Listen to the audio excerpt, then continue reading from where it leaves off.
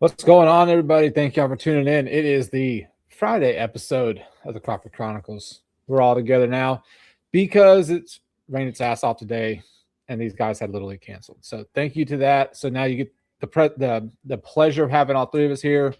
We're triplets Let's today. just say Thanks. with the matching hats. Thank you Full to crew. Sweet Bee Bones for hooking us up with these hats. They are really freaking clean. Fellas, how y'all doing?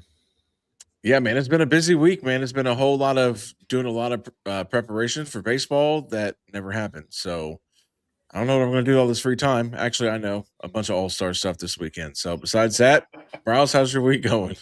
It's pretty much same as yours, man. It's been good. We've had some Astros baseball, good and bad. Been on the road in Baltimore. Got the 3-game shot here in Boston, which PK, thank you for putting out our predictions early on that. And we're going to get into all this stuff. So I'm looking forward to it, man. PK, how's your week been? It's been good. Been good. Been busy. Yeah, man. Just ready to talk some baseball. I'm gonna try to stay positive, like you said prior to us getting on. I'm glad So somebody yeah, is. someone has to be. But let's catch y'all up. Going into tonight. You had 3 in Baltimore, right? We're gonna just quickly cover it so we can get into what we really want to talk about.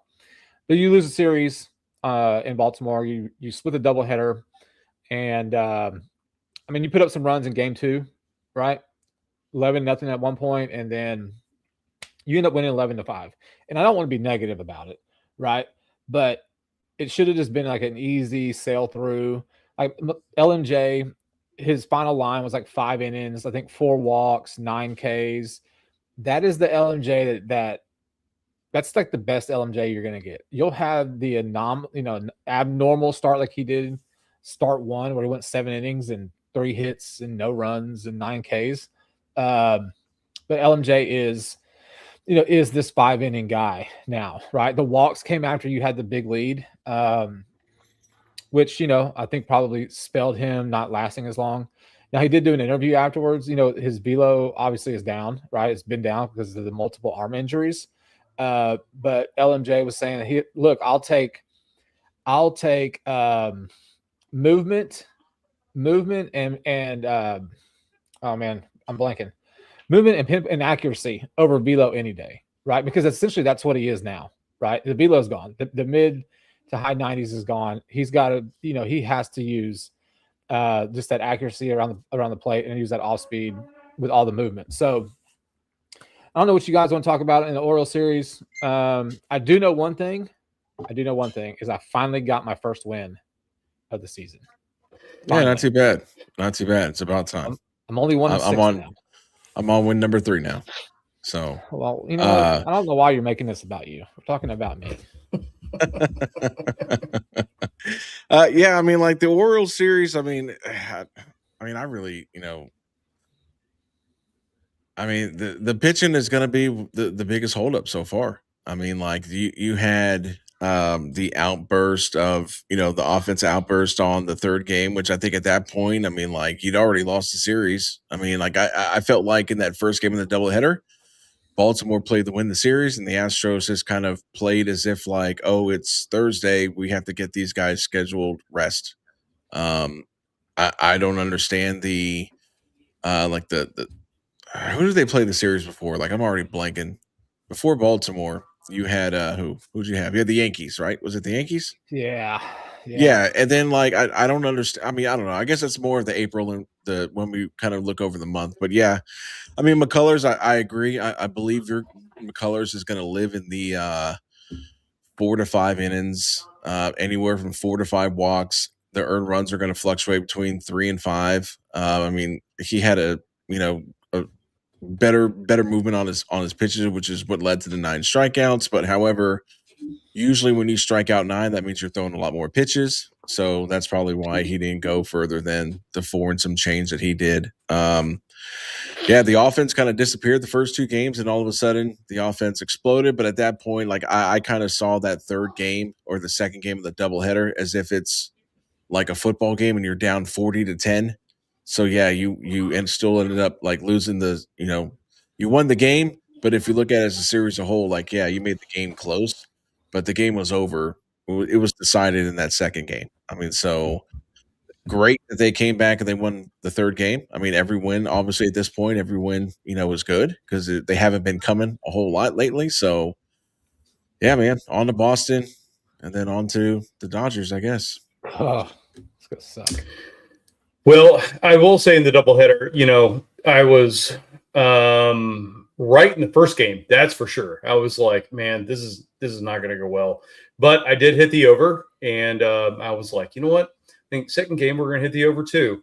We hit the over, but I didn't think that we were going to hit it that way. So, scored 6 in the first inning, and pleasantly surprised with the getaway game roster that we had.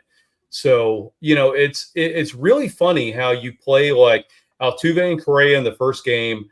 You get almost no offense, which I don't know if they were struggling. They have been. We know that. But, I mean, just against the Baltimore Orioles pitchers, you would think that they would get a little something going.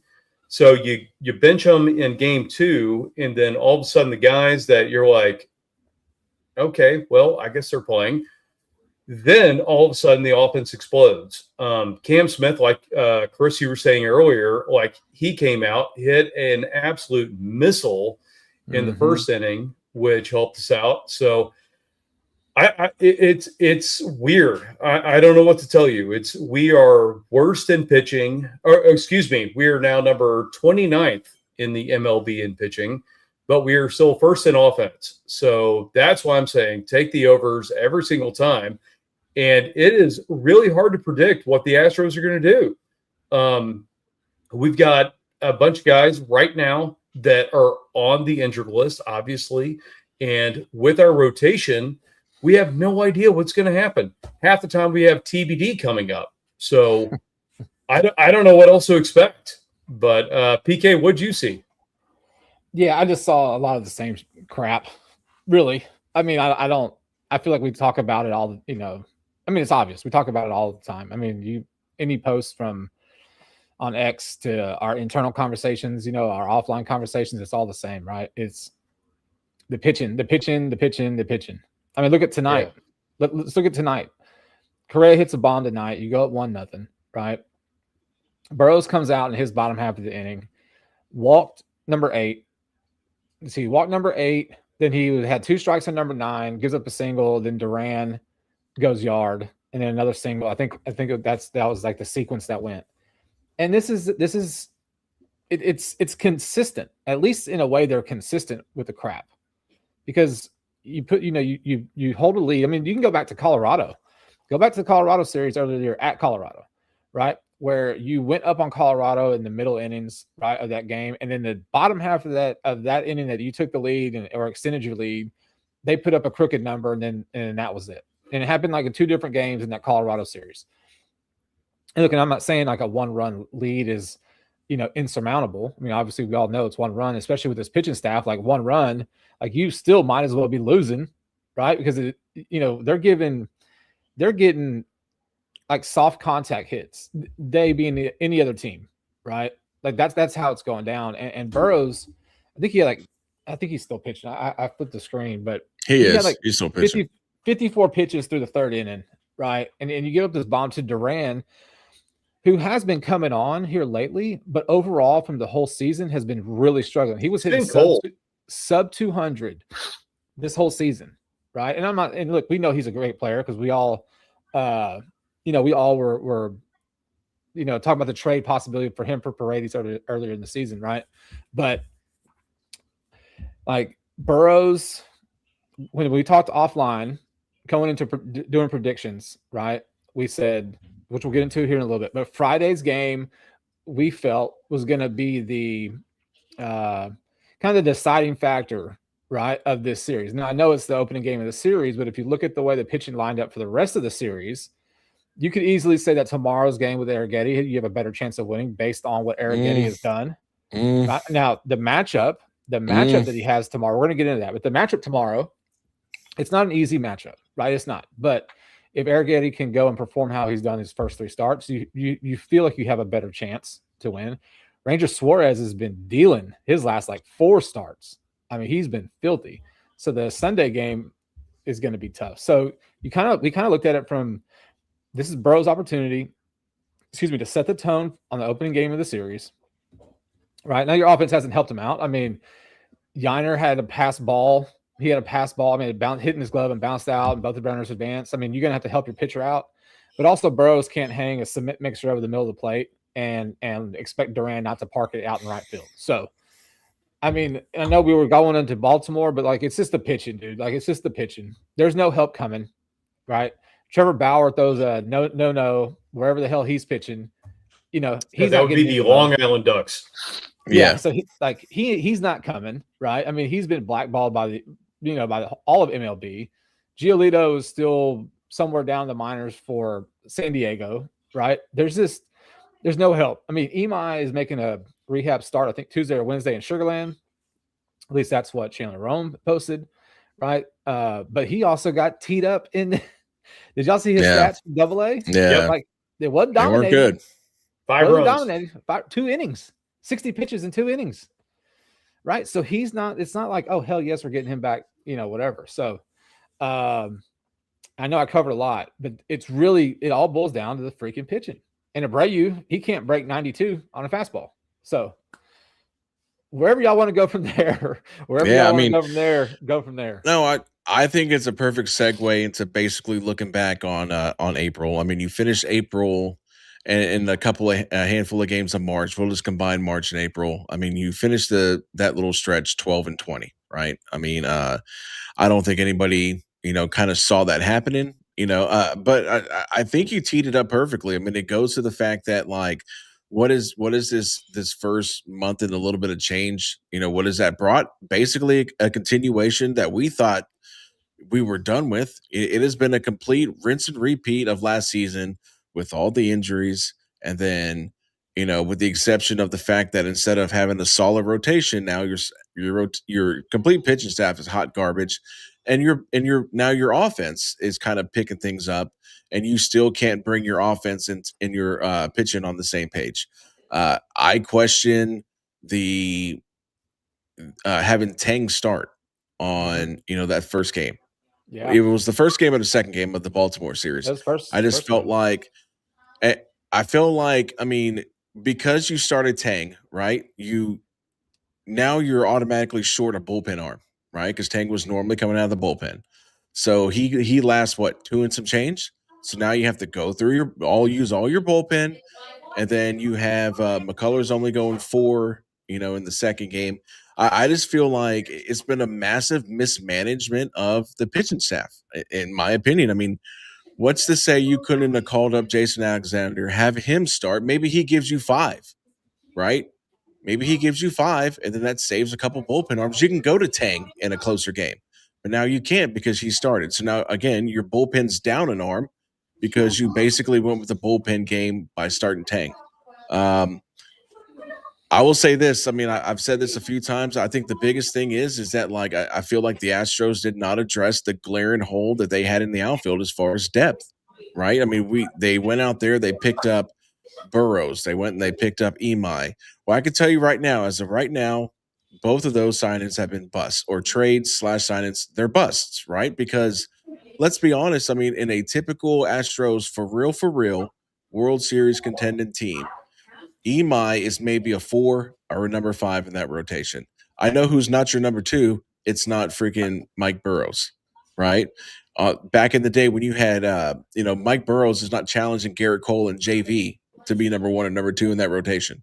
So you added supplemental pitching pieces to a rotation that was already, you're basically patching together. Javier's coming back from an injury. You lost Framber Valdez in free agency. You still have two starting pitchers that are, out for Tommy John right now. So Ryan Weiss, he's another one. I haven't been impressed with him. I mean, as of right now, if we're grading this based on, just from what we have, and I understand there's still like 5 more months of baseball. I'm talking like just April in review. Every single one of these pitching signings that have been made, with the exception of Tang, have been busts, right? Loperfido's hurt. Right now, your outfield is Cam Smith, Bryce Matthews, and then Daniel Johnson and Dustin Harris. Yeah, these are all 4 guys with all due respect. Maybe, I mean, and let's be honest, Cam Smith, it's not like he's setting the world on fire. He's been in a slump too. Like he barely got his average over 210 last game. So the biggest problem is that this offense, even if this offense was 100% healthy, let's say you had Pena, let's say you had Jake Myers back, Loperfito's back, this offense is not equipped to carry this pitching staff. It's not. Even, if you look at Altuve's numbers, his last 15 games, he's hitting like 205. Yep. Right? I mean, so it's not like this is Altuve from like 2018 where he's batting like 340 and he's lighting it up. I mean, this offense cannot carry the lack of pitching that you have. So, and it doesn't help that you're trotting out, again, Daniel Johnson, no disrespect to him, and Dustin Harris, no disrespect to him either. These guys are pieces you picked up on basically at the Dollar Tree because you needed something, because you did not address the outfield depth that you so desperately needed. There is no one in AAA right now. Zach DeZenzo and Zach Cole are both in AA. No, they're hurt. So there's nobody. I mean, there's a guy in AAA right now that is being pretty impressive. I think his name is James Nelson, I think. He's off to a good start. I mean, but again, he's not proven. I mean, so I just feel like you put all your eggs into shopping at the, we'll call it the Dollar Tree, or let's call it Family Dollar, right? For pitching, but you didn't address anything in the outfield. I think that's the big difference, is that you were expecting this offense to carry the pitching, and it's not equipped to carry the pitching. Bryles, I'll go ahead and let you go. Whew. All right. All of that, Bryles. Yeah, let me follow up on that. To Chris's point, yes, you're right. We are a day late and $1 short on outfielders. That is for sure. As far as the pitching staff is concerned, yeah, no, dude, trust me, I get it. And I understand. And it's been so bad. I am shocked that, we've got Hunter Brown hurt, who, nobody expected that to happen. I mean, the dude was solid all the way last year. That was the get right guy. He was not getting injured. We never anticipated him getting hurt. But the mismanagement is the part that you touched on that I now want to touch on. So we called up Jason Alexander, and did he start? No. Nope. Did Kiwei Tang, who's been super successful, actually pitch out of the bullpen? No. He started. None of this makes sense. So I don't know if this is Miller pulling this out of his hat, or if this is Espada saying this, or this is Dana Brown saying this. But guys, listen, Kiwei Tang has been awesome as a reliever and coming out there, and he's been one of the bright spots out of our bullpen. Why in the world are you taking him out of the bullpen and saying, hey, look, guess what? Go be a starter now. Let's go ahead and try to stretch you out. Let's go ahead and get you 4 innings so the bullpen can get stretched out even more. It's the worst idea you could possibly do. Alexander looked fantastic last year out of the starting position, actually saved the team, almost put us in the playoffs, and now you're putting him in the bullpen and saying, hey, we're going to take you out of what you normally do.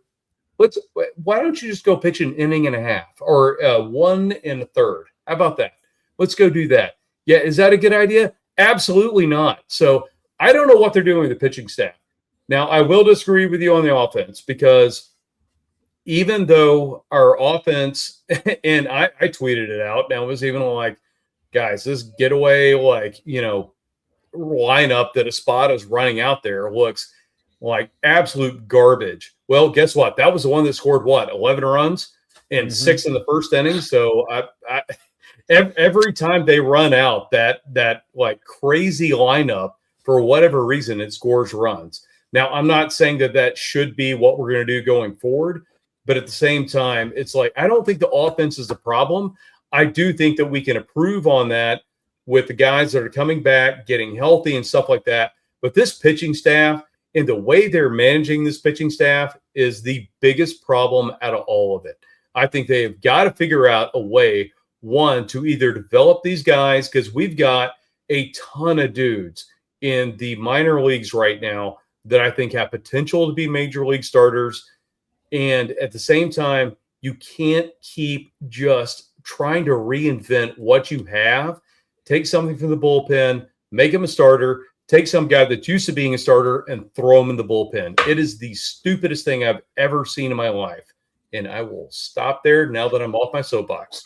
Is there a world where Hunter Brown's shoulder injury might not be as serious as we think, to the point where maybe he's just like, I'm not risking my arm falling off going into potential big contract? I don't think so, mainly because of the comments that he made after Dana Brown was, talking about how he doesn't want him throwing hard during spring training. Again, like I can see the Astros kind of like being as careful as possible. I'm hoping it's because they've learned their lessons with, trying to rush pitchers back and then having Hunter Brown because the last thing you want is Hunter Brown to come back, make one start, throw 3 innings, and then he's got Tommy John, and then he's out for a year and a half. Yeah. I mean, so that's the absolute worst scenario. So if they're playing it safe with Hunter Brown, I mean, I get it. He's your ace. I mean, you don't want him to come back and then potentially be, re-aggravating or any type of worse injury. I mean, because like then you're really thinking about, okay, after Hunter Brown, this rotation, it's like that drawing of the horse. That's what it is. It's like you've got this beautiful front part of the picture of the horse, and then it slowly turns into a stick figure. So yeah. So I mean, you're right. You're right. Yeah, I mean, like, and you were talking about the offense, and I'm glad this was just brought up. Let me get that. I want to give Crispy Captures. Dude, again, you're talking about the offense. Man, the offense ain't doing shit tonight. I mean, they're getting shut out by a Boston team that just fired their entire managerial staff. Right? I mean, so this is a guy that's doing his major league debut as the head coach. Well, no, yeah, I mean, on the mound. Well, pitching and it was his first home game as the head coach, as manager. I mean, that's what I'm saying. Is like the Astros offense, and I get what you're saying, because the Jordan and Christian Walker have literally carried this offense all season, right? Yeah. So, which I'm happy for. But like when they go 0 for 2, or when they don't go 4 for 5, the rest of this offense they can't do it. Like there's nobody to pick up the slack when Jordan has a rare off night. I mean, so like you're looking at this, like the last 2 times I've looked down at the game, they've had multiple instances where they've had runners on first and second, runner on second and third, and they still only scored 1 run off of a solo home run. I mean, so the offense is just as suspect as, it's not as bad as the pitching, but like it's not like, oh, when they don't have their getaway lineup that this offense is mashing. I mean, because you're getting dominated by a guy making his major league debut. Dominated. Like we are becoming, like I was talking to David earlier today at work, and it's like if you have a pitcher who has I don't know what it is, when the Astros face a pitcher with an ERA of 6 or higher, it's like they're facing Sandy Koufax or Paul Skeens for the younger kids. So it's like they can't handle him. Chris, to your point, like the first game in the doubleheader, I don't know if you knew this or not, but we lost that game by how many runs? 5, 6? I don't remember. Yeah. Okay. I turned it off when it was 10-1. So we had 12 hits. And they had 6. Baltimore had 6 hits. Yeah. Yeah. And destroyed us. Like 10 runs. And we had 12 hits. And Alexander had a hand in that. Yeah. Well, everybody that was on the pitching staff had a hand in that. There was walks like crazy. But still, my point being, it's just like what Chris said. It's insane. This shouldn't be happening. No, look, dude, it's before, I know we just got done with the first month, man, but like it and I think I've said it before, this first month has felt like we're halfway through the season and we're not. Right. It really is. Like it's frustrating to watch. It's I start to laugh more because I don't want to lose, completely lose my my shit on it. I think you should. No, I'm gonna try to be good. But But this is frustrating to watch, man. So look, we got a few minutes left. Let's do our grades for April in review. That was really the whole point of this episode. Yeah, we gotta watch it. We kind of get sidetracked pretty easily. Okay, let's start with you, Sweet B Bones. What is your grade for the month of April? With your Are we doing like an overall grade, just one grade? I mean, yeah, if you want, or if you want to break it down, we can break it down. Well, I mean, pitching and hitting. I look, don't know if we're all going to agree on pitching. A+. Yeah, no, it's not going to be an A+. Plus. Right now, it's going to be a D. Like you're passing nice. only because, like, literally the Scholastic Board is letting you pass with a D. That is it. Yeah. It is. Yeah. It has been ups and downs. They have a quota. Yeah, because they have a quota. Exactly. You're scholastically passing, but you know what? You shouldn't be. Let's put it that way. You're the guy that graduates, that plays football, that can't read or write. That is what you are. Yeah. But you can run fast. You can run fast. Yeah, you can run fast. You can score runs, but you can't read or write. That's it. So that is my grade for April. I'll give it a D all the way around. And I will say from a coaching staff and from a general manager right now, I mean, you get D-. It's been awful. Offense gets a C+, I guess. And yeah, pitching staff, you get a D as well. There you go. Yeah, I think a D would be the grade, like overall. I mean, obviously, if the things were if our pitching staff was like even halfway better than what they are now, I mean, you could bump them up to a C, right? But look, honestly, like coming into this season, we were all pumped about the EMI edition, the Burrows edition, right? The potential for Burrows for a young pitcher to come in here. I mean, dude, like we were all on board. Then you saw them in spring, and you saw them, dominating a little bit of time that they had. So I think we were all really pumped. So it's been extremely disappointing to see the moves that Dana went out and did, or the Astros as a whole went out and got, right? And Chris, to your point from earlier, you did not address your outfield. Like you've got a right fielder in Cam Smith who struggled at the end of last season. Jake Myers had a career year last year before he got injured. Like we're not going to see a 300 average from Myers. And then you've got a left field that like is just a revolving door of Jordan. It was supposed to be Zach Cole. Then it was Loperfido. Like these guys, the latter two, like they've got no track record of being consistently good, right? So you really didn't address your outfield. So like you get an F for adding more depth. Like you get rid of Dubon for Nick Allen. Now we know why we got rid of Dubon. Right, for money, because he was gonna get he got $7 million, I think, right, from Atlanta. But dude, where's that money? I watched the Braves last night. Like Dubon is like, I miss Dubon. I'm gonna be honest. Like I miss Dubon.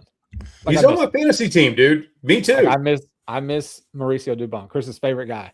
So you've got D overall, F for addressing your outfield, pitching staff, like. You get like an A for effort and not really an A because you really whatever you can go underneath. No, not a literal A, not a literal A, but like the saying an A for effort because like it's complete ass. Whatever's underneath F, like just go back a year. Whatever's underneath F, they're pitching, dude. It's so terrible. And like you can chalk it up to injuries too. You can because that's a huge part of why we're in this situation. But your starting pitchers don't go 5 innings. They don't. They just don't do it. Night in and night out. Like I'm surprised that Walker is a Walker. What's his name? Who's pitching tonight? Burrows. It's the 7th already. He's definitely not pitching, right? He was at 54 pitches through 3 innings. You're starting pitching, and if Hunter Brown was in here, he's going 6 because he was going 6 before he got hurt, right? So like you had 4 pitchers that couldn't get out of the 3rd freaking inning. LMJ's your 5 inning guy consistently. We know that. Spencer's come in and gone 6 to 7, just about all 3 of his starts, right? But the pitching is atrocious. The injury is the same crap from last year, and there's nothing in sight down in Sugar Land or in Corpus to bail you out this year. So, Like D is a very generous grade overall because this whole shit with pitching has been a colossal failure. The offense has been the only thing saving you, and they're not even consistent enough. Okay, so I don't know when the hell did a D become passing? Because I thought a C was passing. C's just average. Well, that's when we were in school. When I was in school, say, you got to, like D, you were failing. Nah, Yeah. F was failing. F was failing. Well, I can tell you this: as chancellor from the School of Hard Knocks, I'm not giving these guys a D. So I'm going to give your pitching staff an F right now. Like I said, and I'm going to start. I'm going to go all the way to the top. I mean, because your pitching staff, has been terrible. Abreu has been a shell of what he used to be. I mean, you guys already touched on the starters and the injuries and all that stuff. I mean, we've already went through the entire wave of depth that Dana Brown added. All that we've already been through it. We're not even through. We're through 1 full month of baseball. And again, I mean, so the hidden, I would give a D minus, and that's only because I would give the hidden an F as well if it wasn't for Jordan and Christian Walker. Maybe I'm being too tough. I'll give them a C minus. That's what I'll do. Again, the lack of depth of the outfield that's killing us right now. I mean, that's where you've got 2 guys that literally I had to look up and that's pretty intense if I have to look them up because I'm like, oh, who the hell is Daniel Johnson, right? I mean, so. And then I go to Dana Brown. I mean, before I get to Dana Brown, the managerial staff, I give an F right off the bat. I mean, I haven't seen anything in this, in this first month. And again, viewer, we understand that there's still 5 months left in the season. This is a grade for April. Okay, so pump the brakes before we get all the hate mail. I haven't really seen anything. I mean, we've had spurts here and there where they've, went off offensively. I'm not one of those people that say that they don't score 10 runs a game, their offense sucks. But this team consistently struggles to score 3 or more runs a game. Like you can look at this game right now; they are getting shut down by a rookie pitcher right now. I mean, so pitching staff, the pitching coaching staff, they get an F. Espada, I mean, I think. It upsets me because I feel like the easy scapegoat for him keeping his job is the injuries. He's going to get bailed out by injuries, which, I mean, he has a valid, excuse for him to say, well, I had a bunch of injuries. Dana Brown, the fact that every time he puts in like that crap lineup, they actually win. Yeah. I don't know how they do it, but anyway, sorry. Yeah, no, you're good. Dana Brown, I give him, and like I said, this hurts because I've been a Dana Brown supporter, right? Dana Brown, I give him a D minus as well. I mean, because you did nothing to address the outfield. You did, your supplemental, your pieces, like I said, are supplemental pieces. I mean, the fact that Burrows is your number 2 blows my mind. Burrows is a number 2 on a team that's in real rebuild mode. That's pretty much how that goes. That's where you're trending.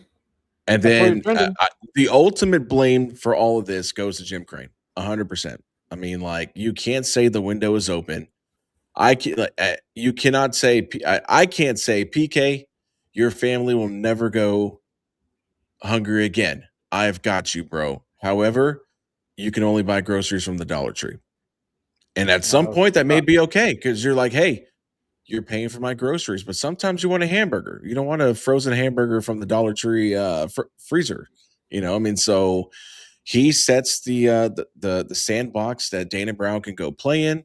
I mean, so like I just don't understand how you look at this roster, how you have one outfielder that has, multiple years of major league experience, and Jake Myers, who basically just, in my opinion, Chas McCormick round 2, because you should have traded, gotten whatever you could for Jake Myers, which then we'd be even complaining now because, we wouldn't even have Jake Myers. But I just think that this has been a terrible start to the season. I know us as fans were pissed off about it. And all the fans out here listening, all the Astros fans in general are pissed off about it. It's not the way we wanted to start the season. And hopefully May brings a better month. Yes. No, you're right. So look, let's close on at least some good news. Okay. Good news is that Jordan Alvarez is probably going to win AL Player of the Month for the month of April. More than likely. The dude is on an MVP caliber season on a Thank you, Jordan, for giving us something to watch. Exactly. Look, and tonight he's over, which, I mean, what is he tonight? Oh, I'm sorry. No, what is he? Where's it at? Over 4. I mean, like, whatever, right? I mean, like, you can't get mad. Like, when he got picked off, what did he get picked off at second during the Baltimore series? It's like, you can't get mad at him. I mean, you can't because the dude, like, it's like stop leading off. Stop leading off. Stay on the bag, bro. Like, you're not going anywhere. You're not going anywhere. Just like stay in there. But no, in all seriousness, no, he is having an MVP year. It's just awesome. Awesome to see him just mash, dude. Just freaking mash. And Walker's still doing his thing. You know, rebound year for him. And it's a pretty sick duo there in the middle of that lineup. Correa's 2 for 4 tonight. I mean, he's been playing pretty good. He looked really good at the leadoff spot. And so we'll see, man. Look, you got 5 months left, right? Like, if I do math right, can I do math right? Yeah, 5 months left. Oh boy, 4 or 5 months we got left. 5 months left. You've seen this team before. You're 5.5 games back of the A's right now in a really weak division.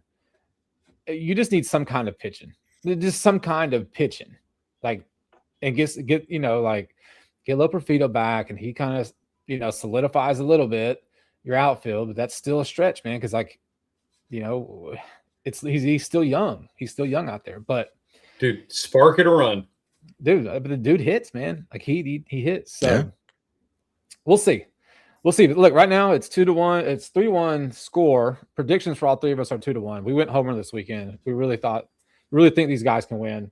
Tomorrow's going to be a great matchup. It really is. That is Eric Getty, 3-0, 2 ERA against Connolly Early, 2-1, 2.84. Tomorrow's matchup is going to be pretty good. And then Sunday is Bryle's old friend, TBD, against Ranger Suarez.